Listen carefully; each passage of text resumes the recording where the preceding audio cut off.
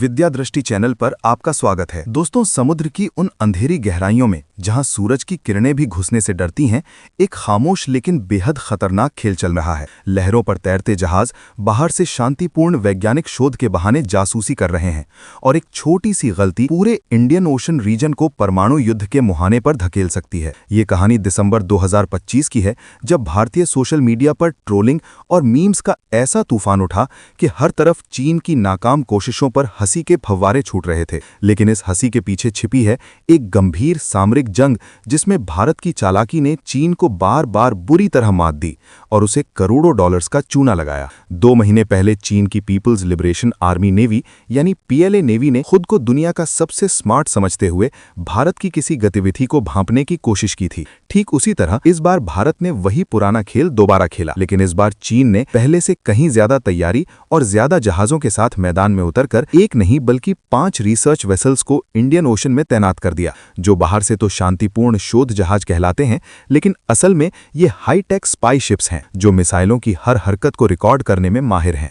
चीन को पूरा यकीन था कि भारत इस बार कोई बड़ा मिसाइल टेस्ट करने वाला है, इसलिए उन्होंने हजारों मील की दूरी तय की, बीच बीच में रिफ्यूलिंग की, करोड़ों डॉलर्स खर्च किए और अपने पूरे दल बल के साथ पहुंच गए। लेकिन अमेरिका ने इस बार साफ दूरी बना ली और अपना जहाज साउथ अफ्रीका के तट पर खड़ा कर दिया। जबकि चीन अपनी पुरानी आदत से मजबूर होकर नहीं माना, भारत ने नोटम जारी किया, फिर उसे एक्सटेंड किया, फिर दोबारा एक्सटेंड किया और टेस्ट एरिया हजारों किलोमीटर तक फैला दिया। 2025 में ये पैटर्न अब पूरी तरह साफ हो चुका है कि पहले नोटम आता है, फिर एक्सटेंशन होता है और जब सबको लगता है कि अब टेस्ट तो पक्का है, तभी अचानक कैंसिलेशन हो जाता है। चीन के वे सभी जहाज जो इतनी मेहनत से आए थे, दिन रात समुद्र में सर्वेलेंस कर रहे थे, अब खाली हाथ वापस लौटने को मजबूर हो गए और भारत में लोग इस पूरे घटनाक्रम पर जमकर मजे ले रहे हैं, क्योंकि चीन की उस ओवर स्मार्टनेस को उसी के अंदाज में करारा जवाब मिला। भारत को तो सिर्फ एक नोटम जारी करके बाद में कैंसिल करना पड़ा, लेकिन चीन को इसके लिए आर्थिक, समय और मनोवैज्ञानिक तीनों स्तर पर भारी कीमत चुकानी पड़ी। ये सिर्फ मजाक या मीम्स की बात नहीं है,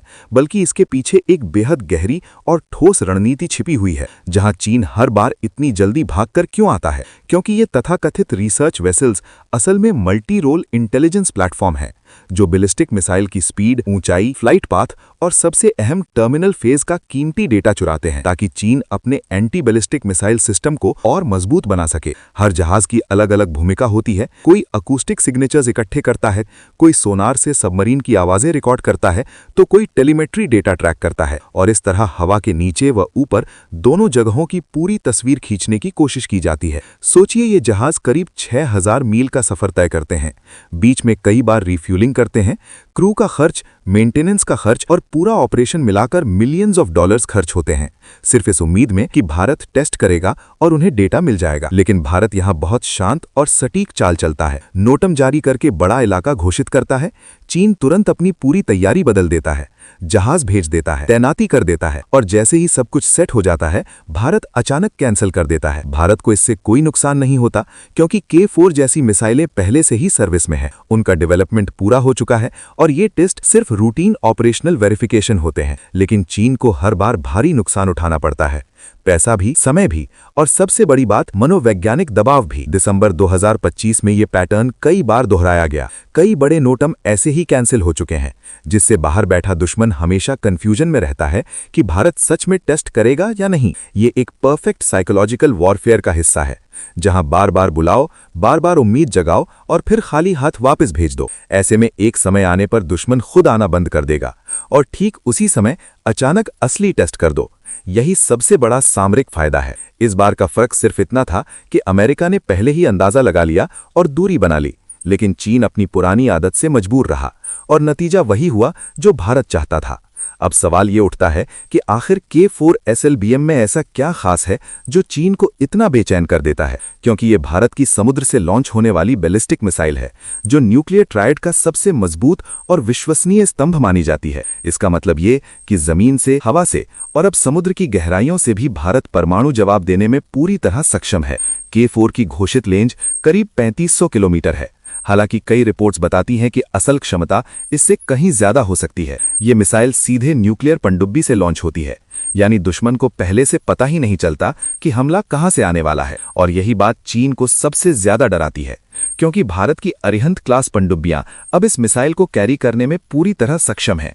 एक पनडुब्बी में एक साथ कई K4 मिसाइलें तैनात की जा सकती हैं। इसका मतलब अगर भारत समुद्र में अपनी पनडुब्बी तैनात कर दे तो चीन के बड़े हिस्से उसकी रेंज में आ जाते हैं और दुश्मन के पास बचाव के विकल्प बेहद सीमित रह जाते हैं। यही वजह है कि चीन हर बार इन टेस्ट्स को समझने और डेटा चुराने की कोशिश करता है। वो जानना चाहता है कि मिसाइल किस ऊंचाई तक जाती है, किस एंगल पर री एंट्री करती है, टर्मिनल फेज में उसका व्यवहार कैसा रहता है, ताकि भविष्य में अपने एंटी मिसाइल सिस्टम को भारत के खिलाफ और प्रभावी बनाया जा सके। लेकिन भारत ने यहां बहुत चालाकी से पूरा खेल पलट दिया है। क्योंकि K4 पहले से ही सर्विस में है, उसका डेवलपमेंट और इंडक्शन पूरा हो चुका है, इसलिए भारत के लिए टेस्ट कैंसिल करना कोई बड़ा नुकसान नहीं है। न टाइमलाइन प्रभावित होती है, न क्षमता पर असर पड़ता है। लेकिन चीन हर बार अपनी पूरी तैयारी बदलता है, जहाज भेजता है, पैसा खर्च करता है और आखिर में खाली हाथ लौटता है। और आने वाले समय में जब कभी असली महत्वपूर्ण टेस्ट होगा तो बहुत मुमकिन है कि उस दिन कोई चीनी जहाज वहां मौजूद ही ना हो।